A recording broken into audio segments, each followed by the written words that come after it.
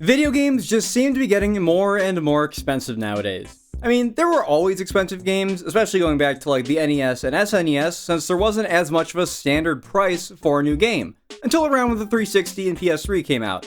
Then, for well over a decade, $60 was the standard, and was basically the upper limit of what a lot of people consider to be fair pricing for a new video game. And then, NBA 2K21 had to go and mess it all up by costing $70. So yeah, $70 is now a standard price for most new video games, which sucks because $70 was normally what you'd pay for a deluxe edition of a game. $70 for a new game is steep, but thankfully not all new games are priced that high. And also, $70 has to be the most any sane company would charge for a video game. I mean, you'd have to be crazy to think that anyone would be willing to pay more for Mario Kart World. Where will this overcharging and price hiking end? Who knows? I mean, maybe in 10 years, $100 for the base version of a game will be standard practice, but God forbid it ever gets to that point. At the very least, games tend to get cheaper as time goes on. They go on sale, pre-owned copies start to pop up, and you can get your hands on a game that launched at $60 for a fraction of the price, sometimes only a year or two after the initial release period. Usually. Unfortunately, there are some games that just skyrocket in price as time goes on, which can be great for people who already own said game, but bad for anyone else who's interested in playing the game, or especially owning said game. This is something that I run into pretty frequently since I am, admittedly, a bit of a collector. What can I say? I like to own the things I enjoy. And that's what I want to talk about today. Games that are just too damn expensive to get your hands on. This video might be a bit more disjointed than most of my other videos, and if it does, I'm sorry about that. I tried to connect the different segments the best I could, but at the end of the day, I am just talking about a bunch of completely different games, so the video is probably going to jump around a lot. And just as the ground rule, I'm mostly going to be talking about games from the 6th generation of consoles onwards. Firstly, because those are the games I grew up playing, and secondly, so that the video isn't just filled with a bunch of retro games that sold for a ton of money at auctions. I also think it's worth noting that I'm getting my info from listings I see on eBay as well as pricecharting.com to get the rough averages of the prices of these games. But I don't want to waste any more time, and I personally don't think there's a better place to start than with a game that I just got my hands on after searching for a copy for years. It's no secret that I'm a huge fan of the Yakuza / Like a Dragon series, or at least I was. With the controversy surrounding Kiwami 3, I've definitely kind of fallen out of love with the series a bit. But I played and 100%ed most of the series. I have steelbook copies of several games, needless to say, I am a very big fan. But there's one game in the series, the black sheep of the series, that is incredibly hard to get your hands on. Yakuza Dead Souls. Now, I'm honestly considering doing a whole video just dedicated to this game next year for Halloween, so I won't go too crazy into detail here. But back in the mid-2000s through the mid-2010s, zombies were... how do I put this? The shit. The Walking Dead was huge, zombie movies were coming out at a steady rate, it was just a very zombie-centric era of pop culture. I was in grade school during this time, and I think that's one of the reasons why I'm such a big fan of zombie stuff to this day. I mean, what can I say? I think preteen boys are one of the main demographics for this kind of thing. But now I'm getting sidetracked. Video games were at the forefront of the zombie craze. Really, video games were the tip of the spear, since most of the most popular zombie video games actually predate the premiere of The Walking Dead. You have Left 4 Dead 1 and 2, Dead Rising 1 and 2. Hell, I mean, even Resident Evil was selling the most it ever had up until that point with Resident Evils 4 and 5. Zombies were just such a lucrative thing at the time that non-zombie games started to cash in as well. Rockstar made Red Dead Redemption Undead Nightmare. Call of Duty Zombies made its debut around this time, and over the years would become one of the staple game modes of the series. Zombies were so big at the time that even Sega wanted to cash in, so they developed and published Yakuza Dead Souls to carve out their own piece of the pie, with it releasing in Japan in 2011 and in America and Europe in 2012. Now, back in 2012, the Yakuza series was not the beloved series it is nowadays, especially not in America. The game sold very poorly over here. Honestly, 2012 is probably the series' lowest point in popularity in the West, but based on the marketing, I can only assume that Sega probably thought that this was their golden ticket. That Yakuza Dead Souls would be a success not only in Japan, where the games were already profitable, but in America. It was not. To make a long story short, the game just isn't very good. The gameplay is pretty weird, it's a third-person shooter, and famously, the Yakuza games don't feature guns very heavily. When they do, they're usually just weapons you pick up in fights and literally just lock on and press the shoot button.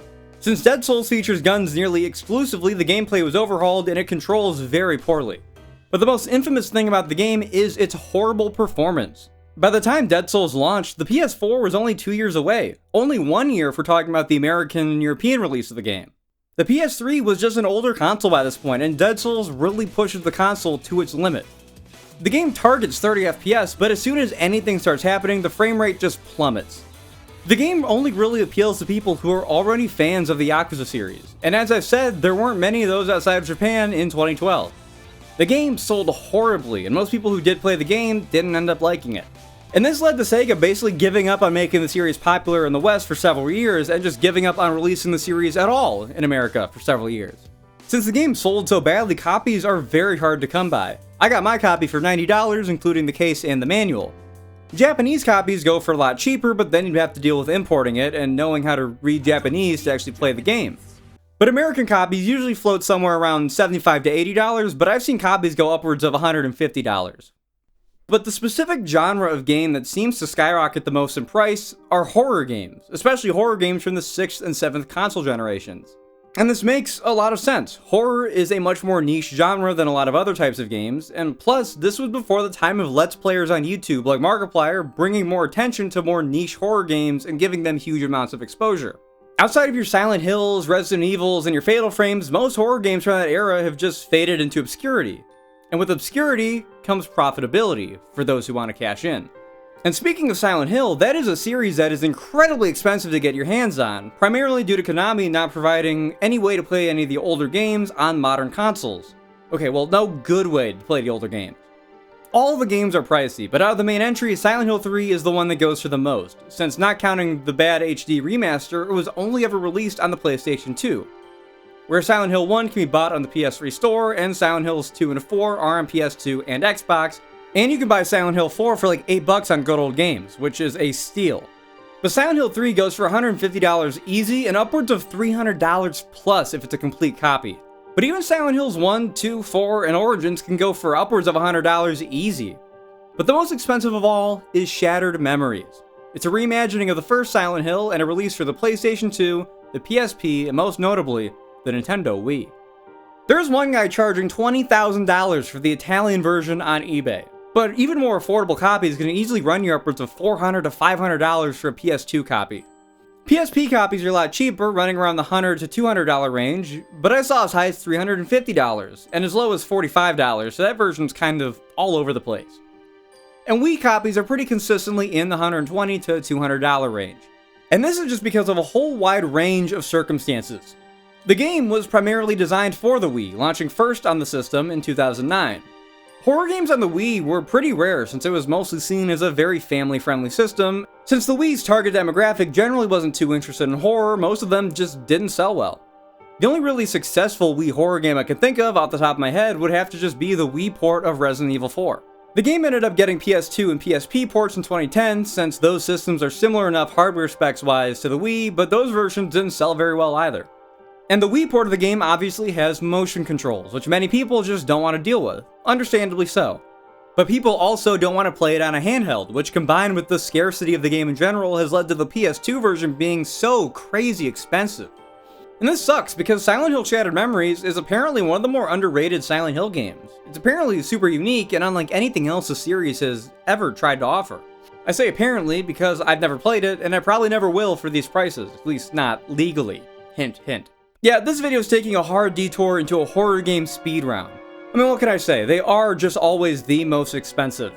Another super expensive PS2 horror game is Capcom's Haunting Ground from 2005. This is a very interesting game because it started off as a potential build for Resident Evil 4, which isn't anything unique either since Devil May Cry also began life as a proposed version of Resident Evil 4. Haunting Ground is a very large cult fanbase and it's very ahead of its time as far as horror games go. It's like a cross between Resident Evil since it's set in the castle and has fixed camera angles and puzzles, and something like Outlast or Amnesia since it's a run and hide type of horror game.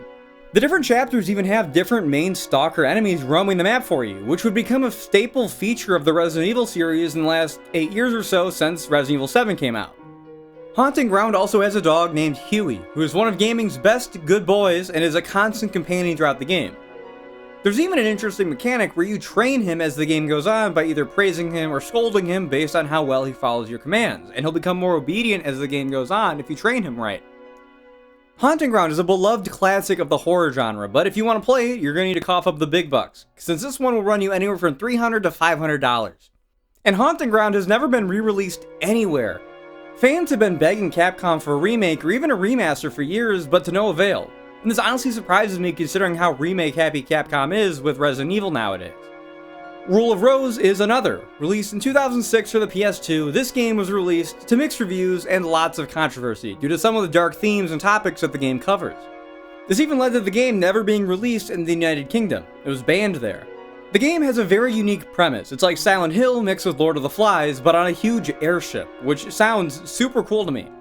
The story is supposed to be very, very well written, but the gameplay is apparently pretty clunky and lackluster, which is just the main reason why the game got such a lukewarm reception. Also, I keep saying apparently because I have not played any of these expensive-ass horror games. Call me fake or a lame YouTuber all you want, but I'm not made of money, especially in this economy. So how much is Rule of Rose worth? Well, $300 to $400. $300 to $400 for a mediocre Silent Hill clone with a good story that you can just watch on YouTube. And the last PS2 horror game I want to talk about is Kuon from 2004. This game also has the honored distinction of being on average the single most expensive PS2 game, period, to buy a copy of. Everybody give a round of applause to Kuon, everybody.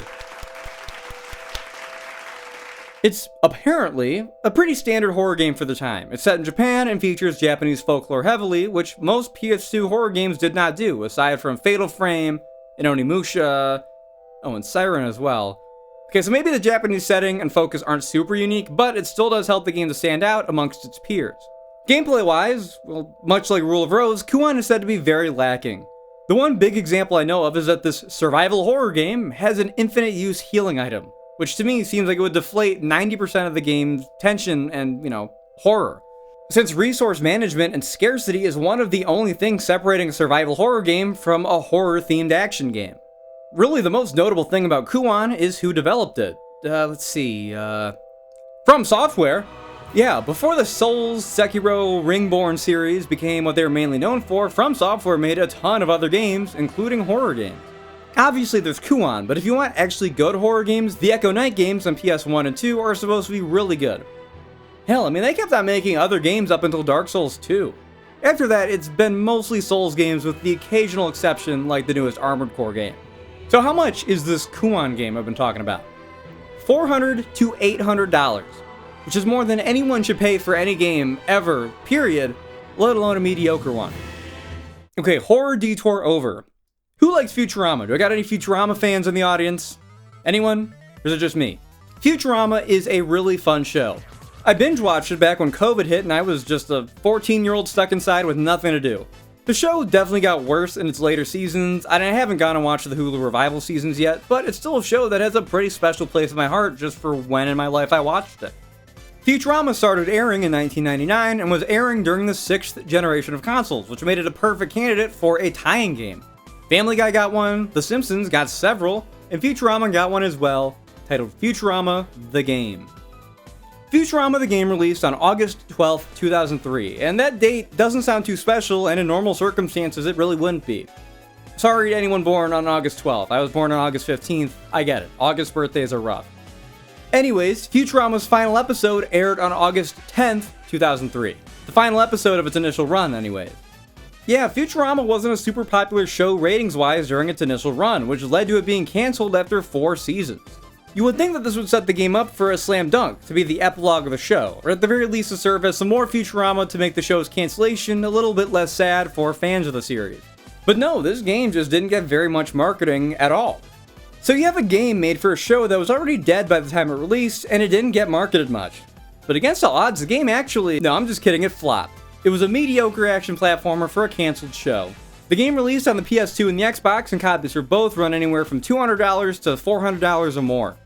One of the admittedly really cool things about the game is that if you stitch the cutscenes together, they form an episode of the show, which is usually referred to as The Lost Adventure or The Lost Episode. The complete thing with all the cutscenes together was even included on a DVD for one of the Futurama movies as a bonus feature. Honestly, that is really cool, but you can just watch all the cutscenes on YouTube and not play the game, so... Other than that, the biggest thing the Futurama game is probably notable for is for the Easter egg hidden in the game that wasn't solved until 2019. Remember, that was a very big thing on the internet back when it was solved. Other than that, Futurama the game is probably fun for hardcore fans of the series, but not really for anyone else. And it definitely isn't worth it for anyone else. Now, I know I said I try not to talk about retro games, but I can't make a video talking about expensive-ass games without mentioning Earthbound. For such a cult classic game of the 16-bit era, Earthbound didn't sell well in America. I feel like it's one of those games that more people have recognized as a classic nowadays since it came out and have gone back to play than ever played it at launch. And that's for a myriad of reasons, like how much representation the series gets in games like Super Smash Bros., or just how big of an influence the series has been on gaming, and especially indie gaming, over the last 30 years. I haven't played Earthbound myself yet, but I definitely want to. Most of my experience with the game and just the Mother series as a whole mostly comes from playing as Ness and Lucas in Smash Bros. And just stuff I absorbed like via osmosis from just being on the internet in the 2010s. When I do play Earthbound, it'll probably not be on an official cartridge, because loose cartridges alone cost hundreds, and box copies cost thousands. Don't even get me started on new and sealed copies. It's probably the most expensive and most sought after SNES game, which has led it to become an expensive ass game. LEGO games are great, aren't they? LEGO Star Wars, LEGO Batman, and LEGO Indiana Jones were a staple of my childhood, and I know the same goes for so many other Gen Zers.